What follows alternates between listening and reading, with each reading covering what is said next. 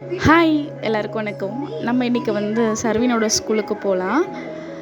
Sister கொஞ்சம் வேலையாக இருக்குதுன்னு சொன்னாங்க. அதுவும் இல்லாமல் ஸ்கூட்டி வந்து ஹஸ்பண்ட் எடுத்துகிட்டு போயிட்டாரு. அதனால் ஆட்டோவில் தான் போய் கூட்டிகிட்டு வரணும். சரின்னு சொல்லிட்டு குட்டீஸும் கூட்டிகிட்டு கிளம்பிட்டோம். போகிற வழியில் கொஞ்சம் டிராஃபிக்காக இருந்தது. ஒரு 5 மினிட்ஸ் லேட்டாக தான் போனேன். அங்கே போனதுக்கப்புறமா போயிட்டு சின்னதாக பார்க் மாதிரி கிளம்பிட்டோம். வந்து அதில் விளையாட விடலன்னு சொல்லிட்டு பிரக்யா வந்து கோச்சிக்கிட்டா.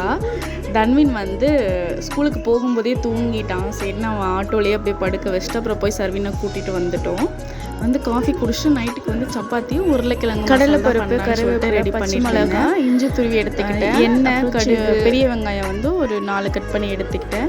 அது கூட உப்பு மஞ்சத்தூள் வந்து சேர்த்துக்கிட்டு 1.5 ஸ்பூன் கடலை மாவு வந்து தண்ணியில் கரைச்சி அதை ஃபஸ்ட்டு சேர்த்துக்கிட்டேன். அது கொஞ்சம் கெட்டியானதுக்கப்புறமா 1 டம்ளர் தண்ணி ஊற்றி நல்லா கொதிக்க வச்சதுக்கப்புறமா வேக வச்சு உருளைக்கிழங்கு வந்து அதில் சேர்த்துக்கிட்டு தேவையான அளவு தண்ணி ஊற்றி கொதிக்க வச்சு இறக்கிட்டேன். அப்புறம் சைட் பை சைடு வந்து சப்பாத்தியுமே நான் வந்து ரெடி பண்ணிட்டேன். எங்கள் வீட்டில் சப்பாத்தி செய்கிறதுக்கு மாவு பிணைஞ்சா மேடம் வந்து இப்படி தான், இவன் மட்டும் இல்லை தம்பிங்களும் அப்படி தான், அந்த மாதிரி தான் பண்ணுவாங்க. மாவு கொஞ்சம் எடுத்து